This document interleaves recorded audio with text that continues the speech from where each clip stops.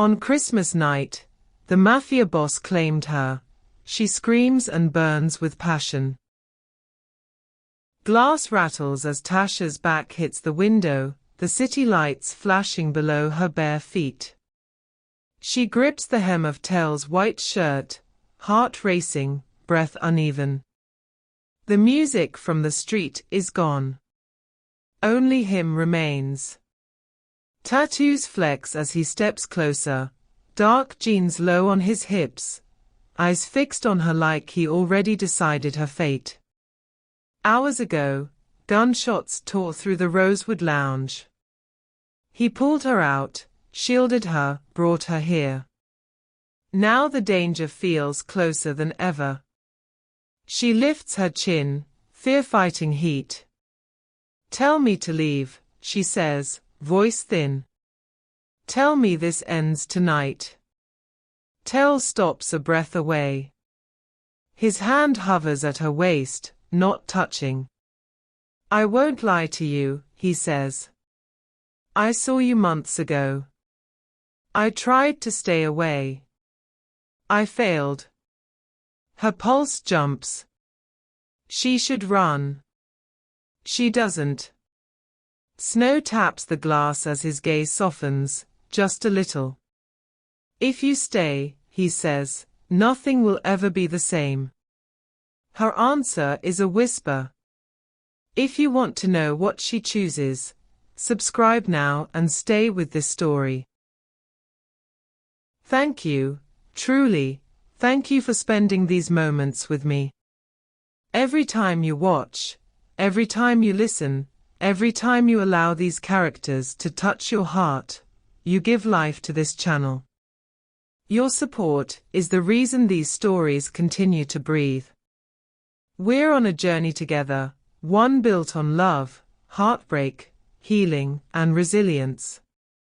And now, we're reaching for a new milestone, 10,000 subscribers. It's a big dream, but it's a dream we can reach together. If you've been enjoying these stories, if you've ever felt seen, moved, comforted, or inspired by them, please take a moment to subscribe if you haven't already. Your subscription isn't just a number, it's a message that these stories matter, that this little storytelling family is growing, and that we're building something beautiful here. Thank you for watching. Thank you for staying. And thank you for being part of this journey. Let's reach 10,000, side by side. 8 hours earlier, Christmas Eve hummed through the Rosewood Lounge like a held breath. Tasha balanced a silver tray against her hip as she moved between low tables and curved booths, careful not to rush. The rosewood was all polished brass, deep green velvet, and tall windows framed by gold trim. Art Deco lines curved across the ceiling, catching the glow of warm lights shaped like old chandeliers. A live jazz trio played near the bar, soft enough for private talks, strong enough to remind everyone this place was elite. Tonight, the room was full. Men in tailored suits leaned close to women wrapped in winter silk. Laughter came easy, but eyes stayed sharp. Christmas garlands draped along the bar added color, yet tension lived under the cheer. Deals were still being made, even on a holy night. Tasha had learned to read the room in her 3 months here. At 26, she looked calm on the floor, but her mind was always moving. She counted steps, faces, exits. Serving drinks paid better than tutoring, and she needed every dollar. Tuition at DePaul was brutal, even with her scholarship. Rent came first. Books came second. The rest went straight to Milwaukee, to her 16-year-old sister, who pretended she was fine, but never was. Table 12, Jimmy murmured as he slid a glass toward her. Neat. She glanced down. Pappy Van Winkle. Rare. Expensive. Who ordered this? She asked. Jimmy didn't smile. A man you don't want staring too long at you. Her fingers tightened around the glass. You say that about everyone. Not like this. He leaned closer. He's from a different world, Tasha. Be polite. Be quick. She nodded and turned away before he could say more. That was when the room shifted. The doors opened without noise, yet every conversation lowered by a shade. Tasha felt it before she saw him, like pressure against her chest. When she turned, the man stepping inside didn't look rushed or impressed. He moved as if the room already belonged to him. Tell Lorenzo wore a charcoal suit that fit his broad frame like it was built for him alone. No tie. The top button of his shirt was open, revealing ink climbing up his throat. His hair was cropped close, his jaw lined with calm control. Two men followed him, both alert, both scanning. People noticed. They always did. The host hurried forward, too eager, too stiff. Tell gave a brief nod and headed for the private booth near the back, the one shielded by smoked glass and brass panels. He didn't look around much. He didn't need to. Except once. His eyes lifted, dark and steady, and found her. Tasha froze for half a second too long. He didn't stare. He assessed. Then his gaze slid away, but the heat stayed with her, crawling under her skin. She exhaled slowly and reminded herself she was here to work, not feel. She walked to the booth, heels quiet on the marble floor. One of the men opened the door without speaking. Tell sat at the center, relaxed, elbows resting wide. She placed the glass in front of him. Pappy Van Winkle, she said. Neat. Thank you, he replied. His voice was deep, steady, the kind that didn't rise even when it didn't have to. He looked up again, this time longer. You're new. I've been here 3 months, she said before she could stop herself. One corner of his mouth lifted. That still counts. Her pulse jumped. Is there anything else you'd like? For now. His eyes stayed on her face. No. She nodded and stepped back, telling herself she imagined the weight of his attention following her. She hadn't. From the bar, Jimmy watched her return. You okay? He asked quietly. He knows my schedule, she whispered. Jimmy's face tightened. Told you. Different world. The night rolled on, thick with quiet tension. Tasha refilled glasses, cleared plates, smiled when needed. She kept glancing toward the booth without meaning to.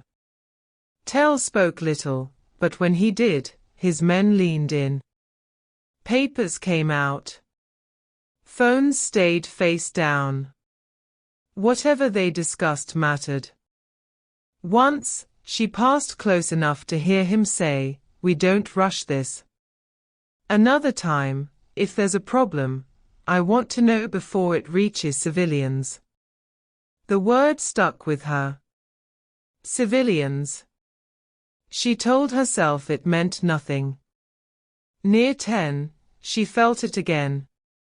That pressure. She looked up just as Tell stood. He turned slightly, blocking the booth, speaking low to his men. One of them frowned, checking his phone. Another shook his head. Tell's jaw tightened. Not with fear. With focus. Tasha moved toward the bar, unease sliding into her stomach. Jimmy was already looking past her, eyes wide. "What's wrong?" she asked. "Someone's not answering," he muttered. "And that's bad." Before she could ask more, the host rushed past, whispering into his headset. A guard near the door stiffened. The jazz slowed, notes stretching thin. Tasha felt her chest tighten. Tell turned, eyes locking on her again. This time, he didn't look away. He crossed the floor in long strides, stopping in front of her like he had every right to be there. "Get your coat," he said softly. Her breath caught. "What? Now?" Jimmy opened his mouth. Tell glanced at him once. Jimmy closed it. Tasha's heart pounded. "I can't just." "You can," Tell replied. "And you should." Something in his tone cut through her doubt. Not force. Certainty. She reached for her jacket behind the bar with shaking hands. As she turned back, voices rose near the entrance. Not loud. Sharp. Wrong. Tell's hand closed around her wrist, firm but careful. "Stay close to me," he said. The Christmas lights flickered above them, bright and fragile, as the night began to break open. The man who caused it all appeared like he belonged there. He wore a staff blazer, same cut as the others, but Tasha noticed his hands first. They shook too much. His eyes never stopped moving. He brushed past her, muttering an apology, and that was when Tell's head snapped up. Everything inside the lounge changed. Tell didn't raise his voice. He touched the small earpiece hidden under his collar and spoke one short sentence. The men with him moved at once. One headed for the doors. Another slipped behind the bar. The shaking man turned, panic flashing across his face. He bolted. Tell caught him in 3 strides and slammed him against a column, forearm pressing into his chest. "Where is it?" he asked quietly. "I didn't mean," the man gasped. "They said it would just scare you." Tell's eyes hardened. "Where?" The man swallowed. "Under the stage." Timer. 15 minutes. Tell stepped back and nodded once. One of his men dragged the traitor away. Tell turned to the room, calm and sharp. "Everyone out," he said. "Now." The manager rushed forward. "Sir, we can handle." "This is not a gas issue," Tell cut in. "This is a threat. Move your people." His authority snapped the staff into motion. Lights brightened. The music stopped. Voices rose as confusion spread. Tasha stood frozen until Tell was in front of her again. "Stay with me," he said. "No matter what." "What's happening?" she asked, fear tightening her throat. "Someone wants blood," he replied. "Not tonight." He guided her through the crowd as his men herded guests toward the rear exit. Glasses shattered. A woman cried. Coats were grabbed. The festive glow collapsed into noise and fear. Outside, engines roared. Black SUVs rolled to the curb, headlights cutting through falling snow. Doors opened. Men stepped out, hands hidden under coats. Tell swore under his breath. "They're early," one of his men said. "Change of plan," Tell replied. "Back alley. Now." He pulled Tasha toward the service corridor. Her heart pounded. "This isn't just business, is it?" "No," he said. "It's war." They burst into the alley and stopped. Men waited there too. Shots cracked the air, sharp and close. Tasha screamed and ducked as Tell wrapped an arm around her, turning his body to shield hers. He moved fast, pushing her behind a dumpster as his men returned fire. "Don't look," he ordered. She squeezed her eyes shut, hands over her ears, breath coming in short bursts. Snow mixed with grit under her palms. Someone shouted. Someone fell. Tell grabbed her hand. "We're going." He yanked open a rusted metal door she hadn't noticed. Inside was darkness and old brick. He slammed it shut and locked it. "This way," he said, already moving. They ran through a narrow passage, walls lined with faded posters and cracked tiles. "What is this place?" she gasped. "Old escape route," he replied. "From Prohibition days." Her lungs burned as they climbed stairs and crossed another door that opened into a quiet parking garage 3 blocks away. The city felt far now, muffled by snow and distance. Tell stopped and checked her face. "Are you hurt?" She shook her head, still shaking. "That thing, that device, people could have died." "They didn't," he said. "That matters." Sirens wailed in the distance. Tell's jaw tightened. "But you saw my face. You were with me. That puts you in danger." Fear and anger twisted inside her. "So I'm just collateral." "No," he said firmly. "You're my responsibility." He led her to a black Mercedes parked near the ramp and opened the door for her. She hesitated. "I don't know you," she said. "You know enough to know I didn't leave you," he replied. "Get in." She did. The car slid into traffic, smooth and silent. Snow dusted the streets, lights reflecting off wet pavement. Tasha hugged her coat around herself, heart slowly easing as distance grew.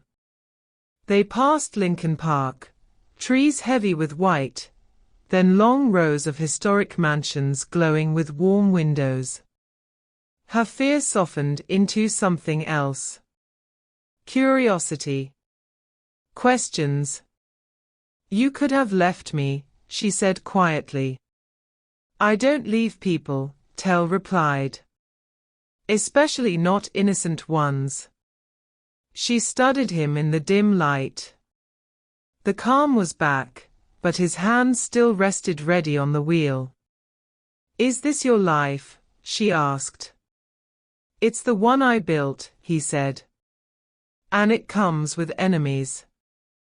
The car turned into the Fulton Market District, warehouses rising like shadows. One building stood out, lights burning high above. Tell parked and led her inside, past security, up a private elevator. When the doors opened, the city spread out before them. Windows stretched from floor to ceiling, Chicago glowing under fresh snow. The space was vast and warm, filled with quiet strength. Tasha stopped just inside, breath catching. "This is, you live here?" "Yes," Tell said. You're safe here. The door closed behind them. For the first time since the night began, silence settled. Tasha realized her hands had stopped shaking. She looked at him, really looked, and understood one thing clearly. Whatever she had stepped into, there was no turning back. The penthouse opened around Tasha like a held breath finally released. Floor-to-ceiling windows wrapped the space, giving a wide view of Chicago dressed in snow. The Willis Tower rose in the distance, steady and dark against the sky. Farther east, the John Hancock Center cut sharp lines through the night. Below, the Chicago River curved through the city, lights drifting across its surface like quiet stars. The space felt powerful, but lived in. Concrete ceilings and steel beams met warm wood floors and soft leather furniture. A long sofa faced the windows. A baby grand piano rested near the corner, its black surface catching light. The walls held art, not decoration, but stories. Tasha moved slowly, eyes drawn to a large painting by Kerry James Marshall. Strong black figures filled the canvas, bold and unafraid.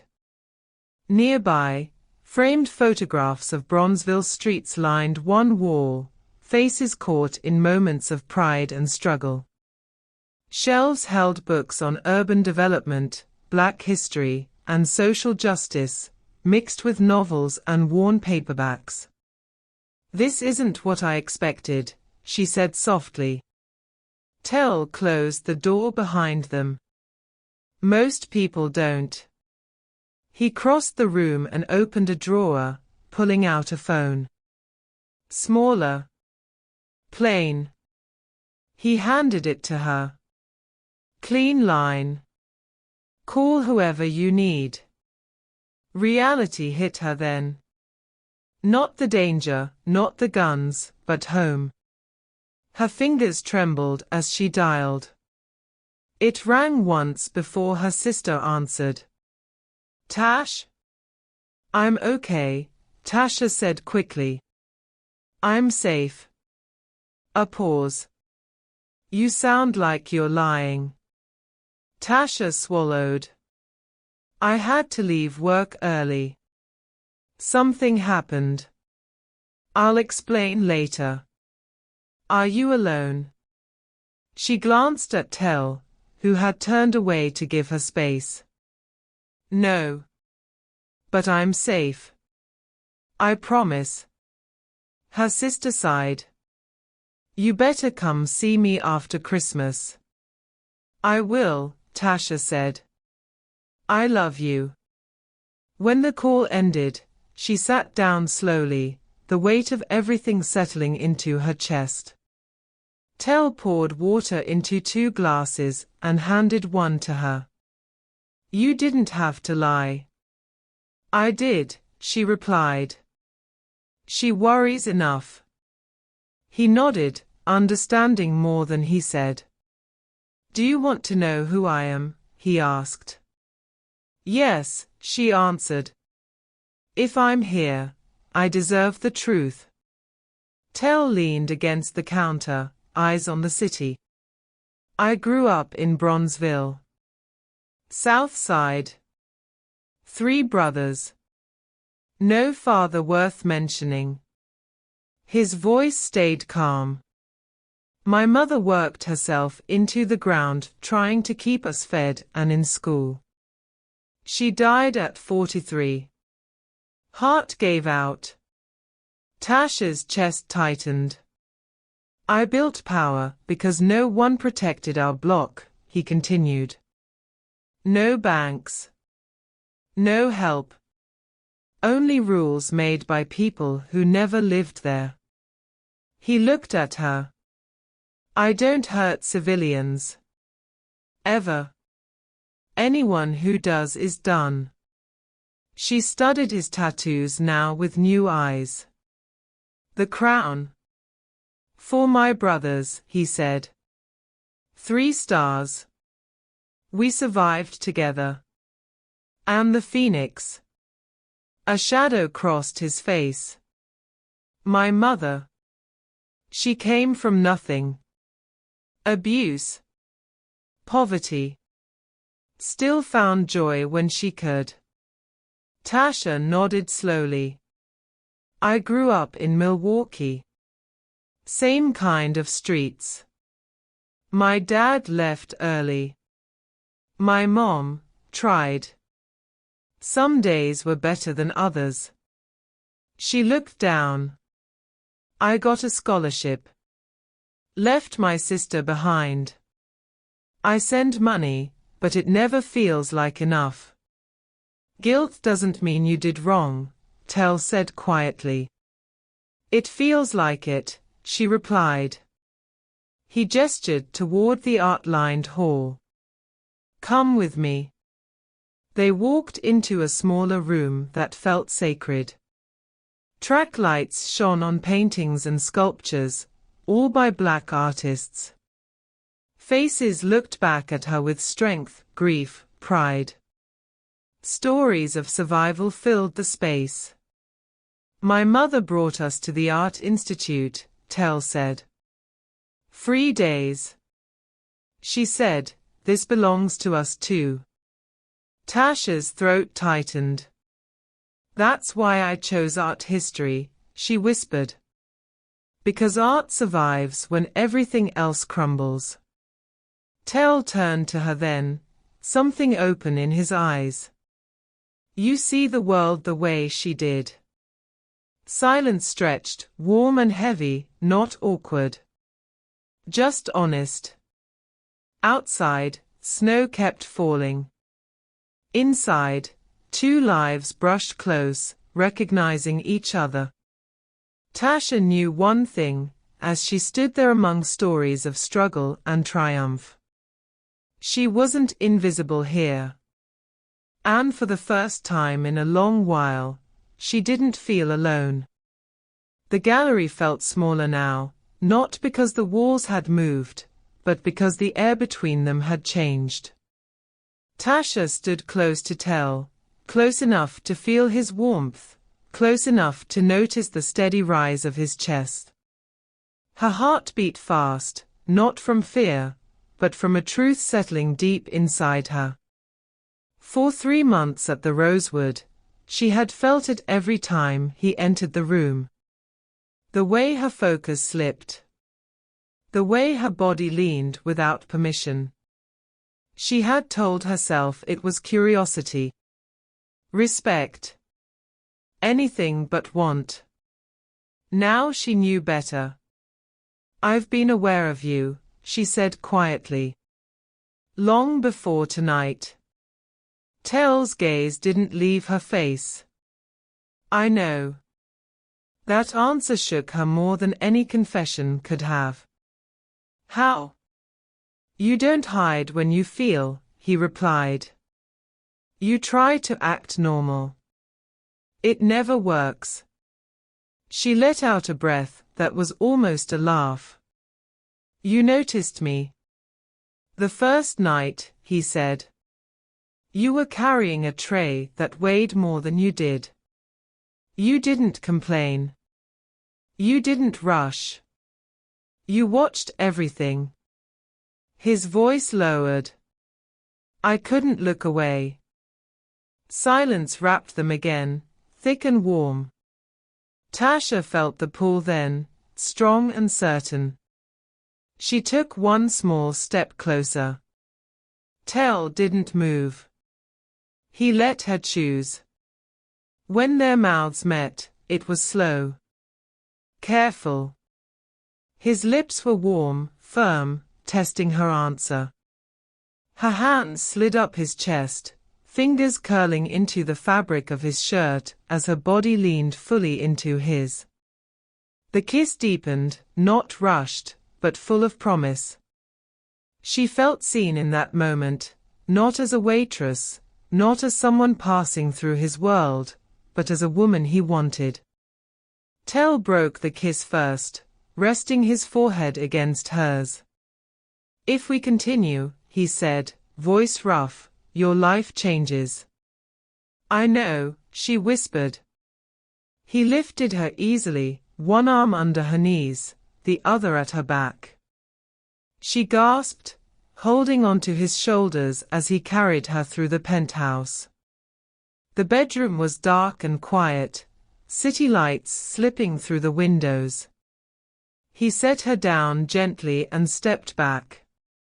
I need you to be sure, he said.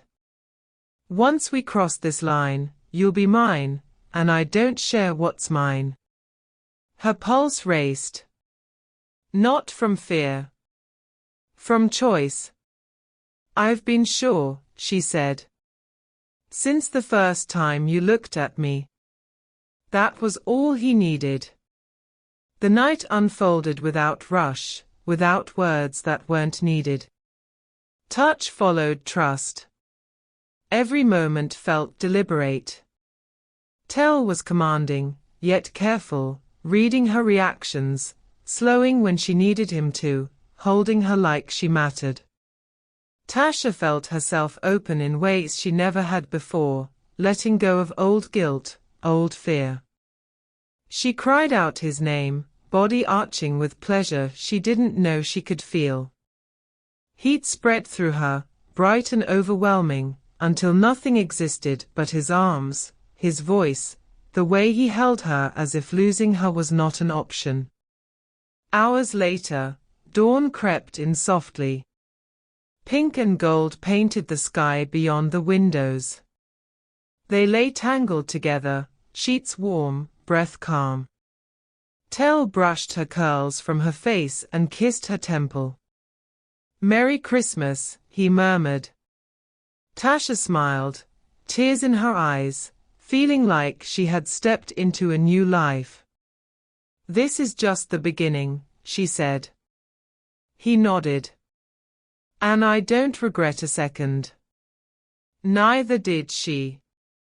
Christmas morning arrived quietly. Tasha woke to pale light brushing the edges of the room and the slow realization that the bed beside her was empty. She lay still for a moment, wrapped in cool sheets that carried Tell's scent, clean, warm, unmistakably him. The city outside was hushed under fresh snow, the world holding its breath. She sat up, pulling the sheet closer, heart steady but tender. Last night had been real. Not a dream. Not a mistake she could dismiss with daylight. A soft sound drifted through the penthouse. Music. She slipped from the bed and pulled on one of his shirts from the chair. It swallowed her frame, sleeves brushing her thighs. Barefoot, she followed the sound across the wide floor until she saw him. Tell sat at the baby grand piano, back straight, shoulders relaxed in a way she hadn't seen before. He wore dark jeans and a fitted black t-shirt that showed the full sweep of his tattooed arms. Morning light caught the ink, softening its sharp lines. His fingers moved with purpose, pressing keys that carried both weight and release. The melody rose slowly, heavy at first, then lighter, climbing into something hopeful. It felt like grief turning into strength. She stopped a few steps behind him. "What is it?" she asked quietly. He didn't look back. "Phoenix Rising," he said. "I wrote it for my mother." The notes deepened, telling a story without words. Loss. Survival. A will that refused to break. Tasha felt it in her chest, tight and warm all at once. She moved closer and sat on the bench beside him, then gently settled onto his lap. He didn't stop playing. One arm came around her waist, holding her there as if it was always meant to be that way. "This is how she lived," he said softly. "She burned, but she never fell. Tasha rested her head against his shoulder, listening as the final notes faded into silence. When the room stilled, he kissed her hair. "The threat is done," he said. "It won't touch you." She lifted her head. "So I can go back?" "Yes," he replied. "To your life. Your classes. Your work." The words landed heavier than she expected. "I don't know if I want normal anymore," she admitted. "But I don't know what I want instead." Tell turned on the bench so they faced each other. His expression was open, unguarded. "Then hear me clearly," he said. "Choosing me isn't simple." She nodded. "Tell me." He didn't soften it. He didn't hide. He told her about the structure of his organization, the lines he refused to cross, and the lines he already had. He spoke of violence he carried like a scar, of decisions that kept him awake long after nights ended. He spoke of money moved in silence to fund schools, food programs, job training. Of rules that protected the innocent when no one else would. "This is who I am," he finished. "I won't lie to keep you." Tasha listened, heart steady, mind clear. When he stopped, she took his hands. "I can't be part of harm," she said. "I won't accept it or excuse it." "I wouldn't ask you to," he replied at once. "Our worlds can stay separate. But our lives don't have to." She searched his face. "I need time," she said. "To think without being this close to you." It cost him something to agree. She saw it. "Still," he nodded. "Vincent will take you home. Protection stays." They dressed quietly. The goodbye stood between them, heavy with everything unsaid. At the door, he pulled her close one last time, forehead to forehead. "Whatever you choose," he said, "I'll respect it." She kissed him once, slow and sure. Then she left. The ride back to Wicker Park felt longer than usual. Her apartment greeted her with quiet honesty. Second-hand couch. Small table by the window. Books stacked neatly. A life built piece by piece. Christmas passed in silence. She couldn't tell her sister the truth. Couldn't name what had changed. She paced, read, wrote notes like she was preparing a paper on her own heart. At night, she thought of the gallery. The piano. The way he listened when she spoke. History had never been clean. Power never simple. She knew that from her studies.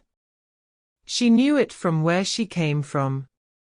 By evening on December 26th, she found herself standing outside a community center in Bronzeville. Lights glowed inside. Children laughed. Teens crowded around computers. Families shared food. A man stepped out and paused when he saw her. "You must be Tasha," he said. "Dante," she guessed. He smiled. "He's in love with you." The words settled into her bones. "Only stay," Dante continued gently, "if you can love all of him." "I do," she said. "I just needed courage." "Then go," he replied. "He'll be at the park." She rode the train downtown, heart steady now. Millennium Park shimmered with life. Skaters circled the rink. The city reflected itself in polished steel.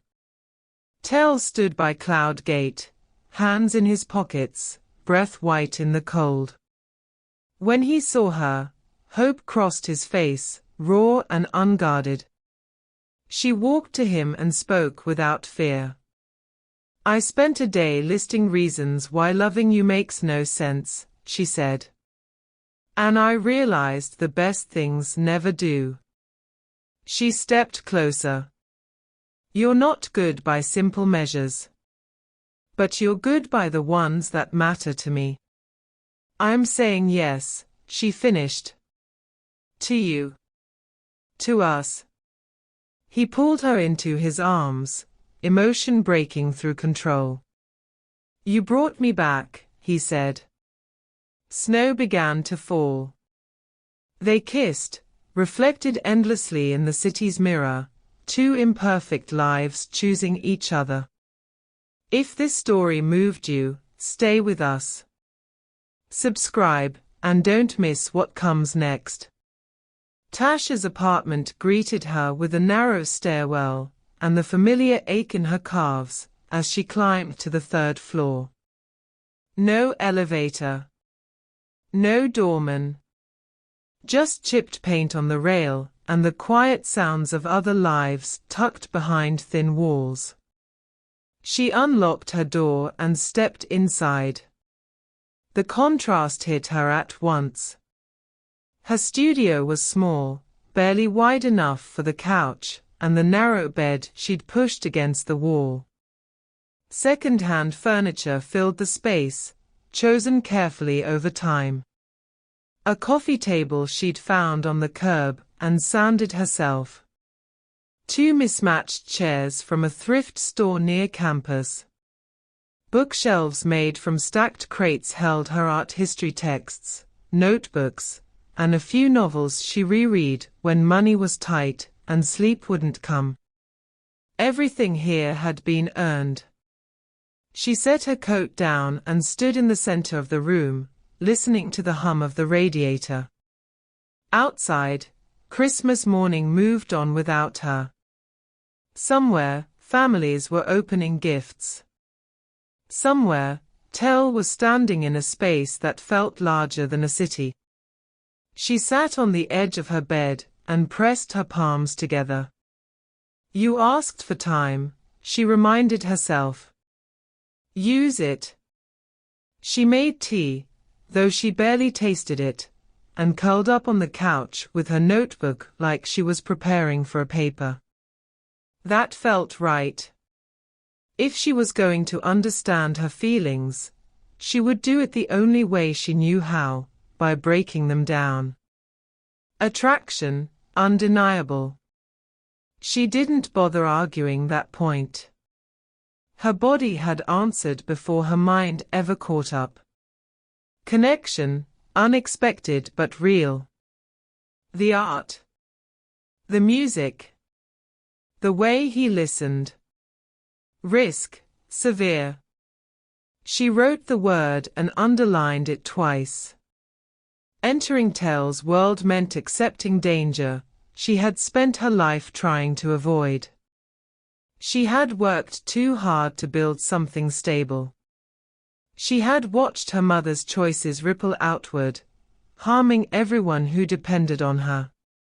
She had sworn she would never let love blind her to consequences. And yet, her mind returned to the gallery.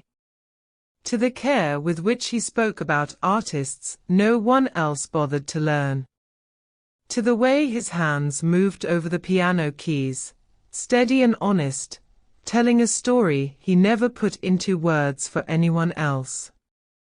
She closed her eyes and saw him sitting there in the morning light, playing for a woman who had raised him with nothing but will and love.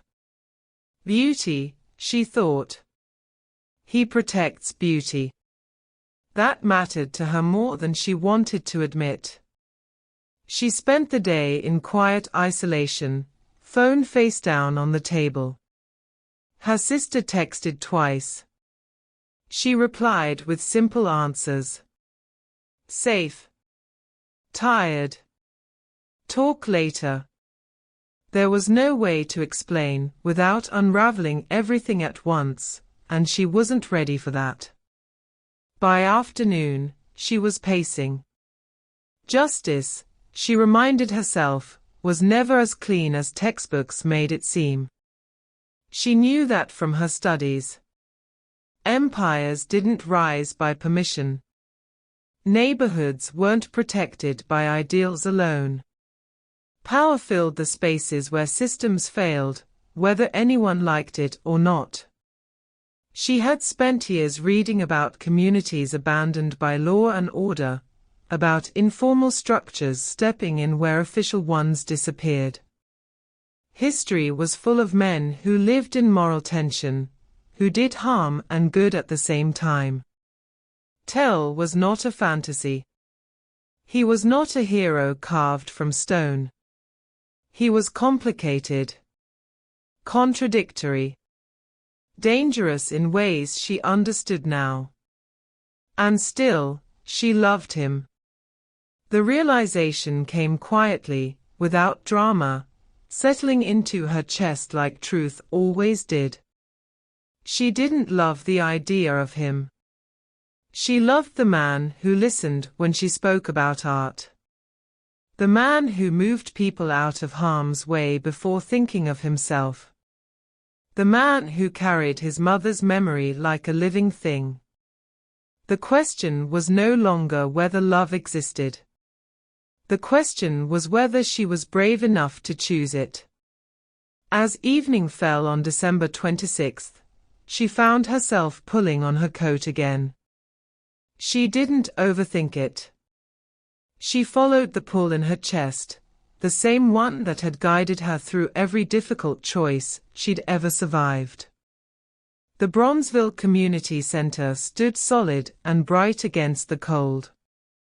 Light spilled through wide windows, and laughter drifted into the street. She paused across the way, hands tucked into her pockets, watching. Inside, children ran across a basketball court, shoes squeaking on polished wood. Teenagers crowded around computers in a small tech lab, faces lit by screens and excitement. In another room, families shared food, plates balanced on laps, voices overlapping in easy warmth. This wasn't charity. This was community. She understood then what his money did when it wasn't wrapped in fear. She saw opportunity where there might have been none. Safety where silence once lived. A door opened and a tall man stepped out, adjusting his coat. He stopped when he saw her. "You're Tasha," he said, not asking. She nodded. "You're Dante." He smiled, the kind that came from deep familiarity with both hardship and hope. "He talked about you." Her chest tightened. "Only good things, I hope." "All honest things," Dante replied. "That's how he is when it matters." They stood together for a moment, watching the children inside. "He loves you," Dante said simply. The words didn't shock her. They grounded her. "I know," she replied. "I just needed to see this." Dante followed her gaze. "This is why he does what he does," he said. "I don't walk his path. But I know what shaped him."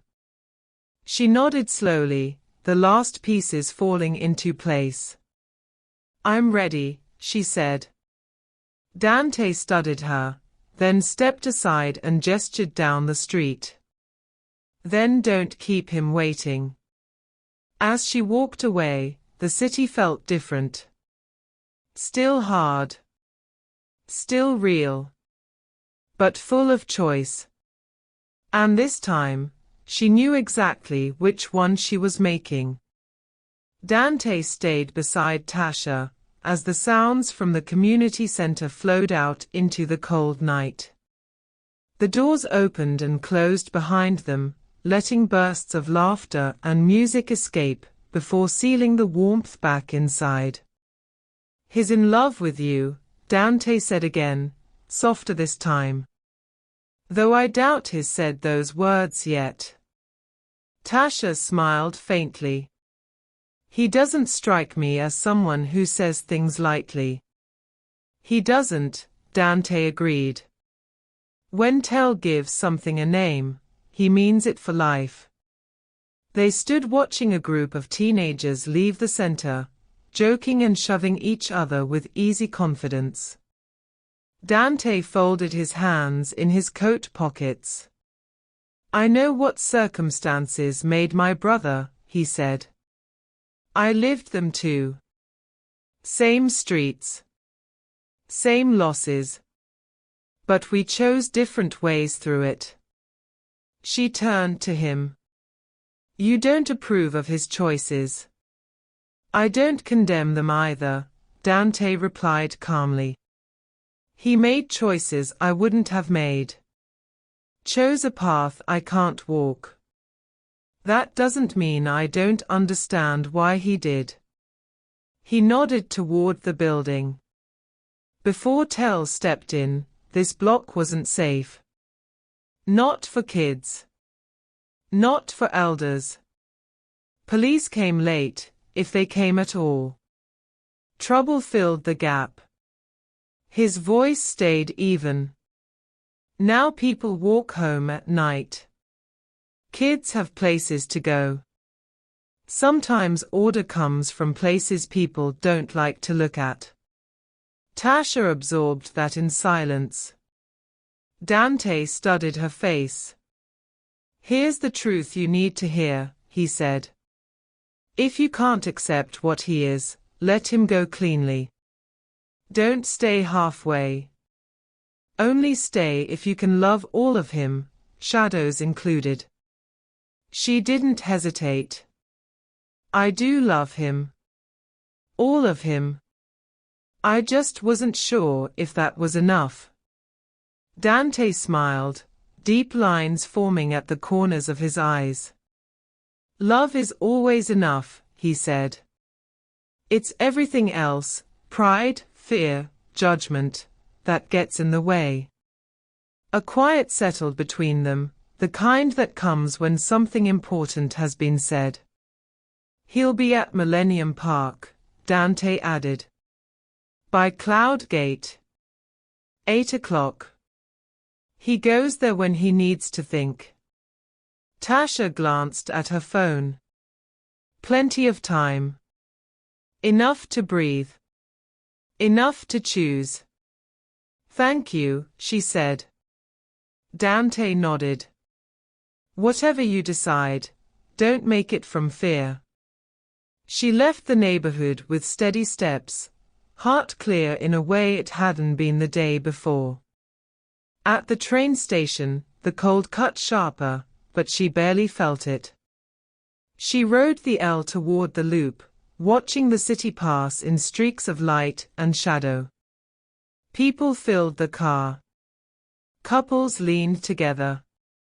A child clutched a paper bag of leftovers. Life, ordinary and precious, moved around her. At Millennium Park, the air buzzed with quiet joy.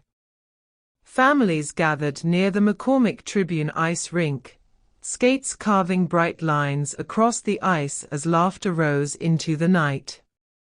At Crown Fountain, tourists lingered, phones raised, catching reflections and smiles.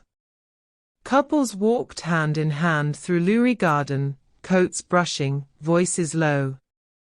Chicago breathed around her. Then she saw it. Cloud Gate rose smooth and silver, the skyline bending across its surface. Buildings curved and multiplied, lights stretching into endless reflections. The city looked infinite there, folded into itself. Tell stood near it, hands in his coat pockets, shoulders squared against the cold. His breath showed with every exhale. He stared at his reflection, face unreadable, like a man bracing for an answer he wasn't sure he deserved. When he looked up and saw her, everything changed. Hope crossed his face, raw and unguarded, cutting through the control he wore like armor. He took one step forward, then stopped, waiting. Letting her come to him if she chose. She crossed the space between them, each step sure. And in that moment, beneath the city's mirrored sky, both of them knew the waiting was over. Tasha stopped a few steps in front of him. The city reflected all around them in curved silver light. She took a breath, steady and sure.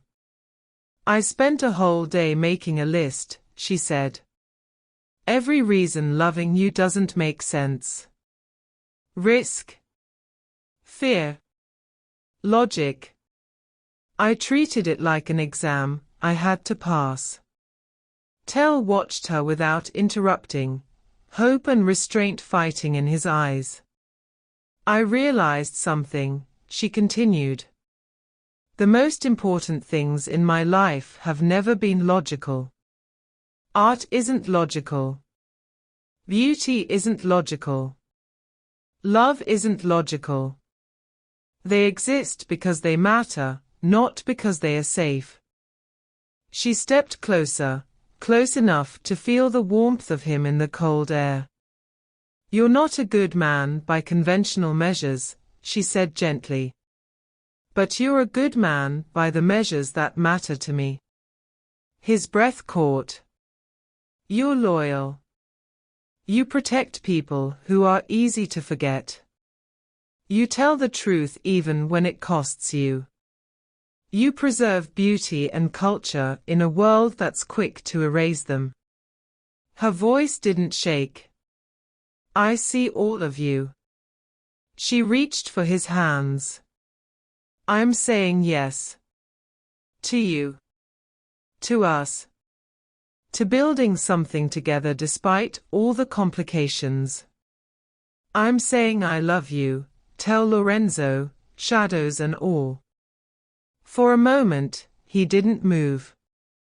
Then he pulled her into his arms with a force that spoke of relief, fear, and hope breaking free all at once. Their mouths met, the kiss deep and certain, reflected endlessly in the smooth curve of Cloud Gate. The city multiplied them, two figures held together against the cold. When he rested his forehead against hers, she felt his breath hitch. His eyes were wet, emotion he didn't bother to hide. "I didn't think I was capable of this," he said quietly. "I thought love was something I'd used up." She brushed her thumb along his cheek. "You didn't lose it. You brought it back to life," he said. "You made me remember there's more to existence than survival and power." Snow began to fall then, light at first, catching in her hair and on his coat. Around them, Chicago moved on, skaters laughing, music drifting, trains rumbling beneath the ground. Life continued, wide and full. They walked through the park together, shoulders brushing, talking about what came next.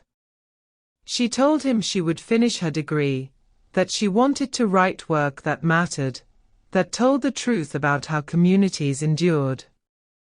He listened, nodding, already making space for her dreams. "I'll keep you away from the worst of my world," he promised. "But I want you fully in my life." She squeezed his hand. "No unnecessary risks," she said. "No harm that can be avoided. I won't watch you throw your life away." A corner of his mouth lifted. "Fair." He mentioned a brownstone near Lincoln Park, quiet, close to libraries and green space, a place where she could study and breathe. She spoke about wanting to help with the community center, about art programs for kids who never saw themselves on museum walls. Hours passed before the cold pushed them back inside. When they returned to the penthouse, she hesitated at the door, then smiled softly. Home, she tested the word. He kissed her knuckles. Yes. That night was different from the first. Still passionate, but grounded in choice. In knowledge. In the certainty that they had chosen each other with open eyes. She fell asleep in his arms as the city glowed beyond the windows. The weeks that followed settled into a rhythm. Tasha returned to her classes, her thesis evolving as her understanding deepened.